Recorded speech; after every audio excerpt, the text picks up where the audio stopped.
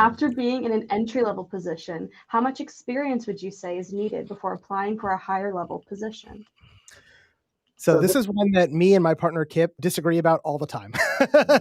So I'm going to give you Jason's answer and I'll give you Kip's answer as well. I will tell you in Jason's answer, 12 to 24 months is fine, especially if you're working as a contractor or you're in the DoD contracting world, which is where I come from. Loyalty is not rewarded in our world. And generally, people will jump contracts all the time because that's how you get a bump in pay, a new promotion, or a new opportunity at someplace else. And breadth of The other experience. thing is, for instance, when I was working at the NSA, we had a lot of contract companies. Like you said, we have, Booz Allen, General Dynamics, all these different companies. And if I went from Booz Allen to General Dynamics, I might have gone from making 100 to making 120. Where if I said, "Hey, Booz Allen, will you give me a raise?" They go, "Sure, we'll give you 3%. You're now at 103,000." Right? So you'd be giving up $17,000 by not going to another company, and that's per year every time you jump. Right? So I see a lot of people that 18 to 24 months, especially even for mid-level and senior positions, would leave every 18 to 24 months to go to the next contract, and they would bump up their pay. So that's one of the things I see. As far as an entry level position, you probably want to be there for 6 to 12 months at least. And the other thing is it does depend on where you're working. If there's that culture of jumping places, and that's considered acceptable in your area and your region.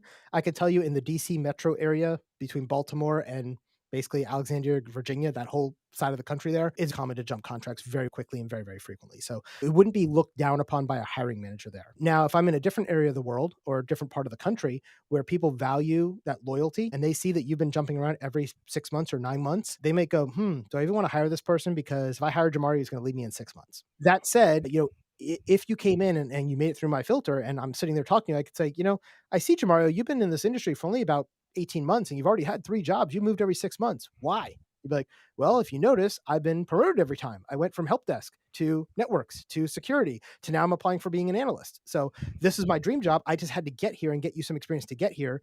I'm planning on staying here for a while, right? Like this is the last step on my journey. Okay, cool. I can live with that, right? But if you were like, if you went from help desk position 6 months later to help desk position 6 months later to help desk position, and you're doing the same position, I may look down on that and think you're not going to give me any loyalty. You're not going to stay with me. Okay, I'll give you the other side, which is Kip's answer, which is you don't want to jump too often because then people can look down at you for jumping too often.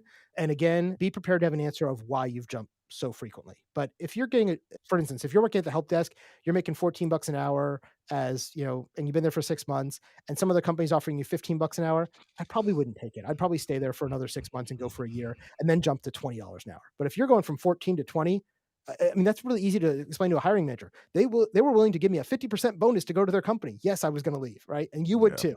Right. Any other thoughts on that, Jamario? I know I kind of went off on a tangent. Again, it's harder for me to speak from the standpoint because you're more of a hiring manager, but I just, from my own experience, it's hard to really put experience on numbers because, for example, if we can use the military, right?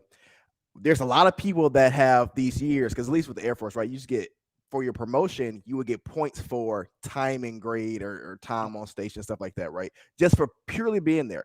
But we know on the ground, they hide people. We don't want them to work.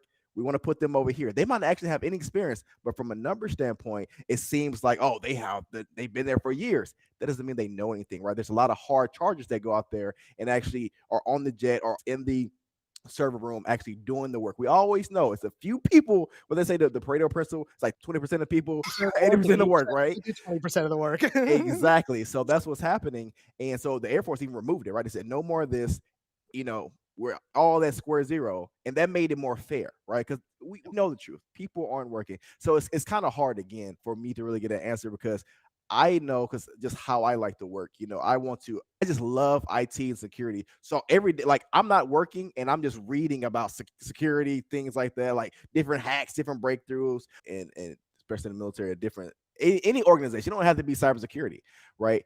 We all know that your division is responsible for it, but someone's probably going to get most of the work done. Long as you guys get it done, that's all that matters. From a manager standpoint, did the job get done? Yes. Until they dig in the weeds, they don't know who actually did it. So it's really hard to quantify experience from a pure number standpoint, right? So, I mean, I understand that for sure. And the other thing I'd say is if you go to yourcyberpath.com, which is our podcast, we had a guest on. His name is Ed Sipka. He was on twice. Once when he made the move from help desk into a cybersecurity analyst role. And then again, 6 months later, he was in that help desk job for 9 months and then he moved to a cybersecurity analyst role. And he was there for about 6 months talking with his boss about getting a raise, another company came to him and basically he was able to say, look, boss, I really love it here, but they just offered me like, it was like 25 or 40% more money. He's like, I can't turn that down. And his boss says, let me see what I can do. And his boss, like, I can get this much to you, but it wasn't anywhere close. And so the boss, like, look, I totally get it, dude. You got to go. Right. But the big thing is you got to be able to tell the hiring manager why. And if you were at someplace for only 3 months or 6 months, you better be able to tell me what you learned in that 6 months that was made you ready for my position, right? Because generally, I would say in general, 1 to 2 years is kind of common for most people to stay in a job for one, usually 2 years, maybe even three. But if you're at the entry level, you might progress a little bit faster as you move through things. And that's okay as long as you can speak to what did you learn in that position? What are you hoping to get out of this position? And are you planning on staying here for a while or not? So it really is one of those hard things to give you a definitive answer on. But yeah, it is one of those things that it is okay to jump around a little bit. I could tell you in the military, for instance, generally we keep in the military world, even for the military members who are in the uniform, they'll stay on station for 2 to 3 years and then they move them again. Because they expect that, your first year, you're kind of learning your job. The second year, you're really doing good. And then you're getting ready to move on to the next thing because we want you to be diversified. We want you to get Yep. better skills Breadth and of you move from experience. hardware to software, software to networks, networks to security, security to, compliance and then risk and then CIO and then you're director, right? You kind of move your way through this pipeline. And if you just stayed in help desk the whole time for 6 years, in 6 years, you're still making $15 an hour in the help desk. You don't want that. I don't want that for you, right? So we want to make sure you're continuing to move, but there is kind of a fine line. You got to kind of feel that out in your own organization, how that works.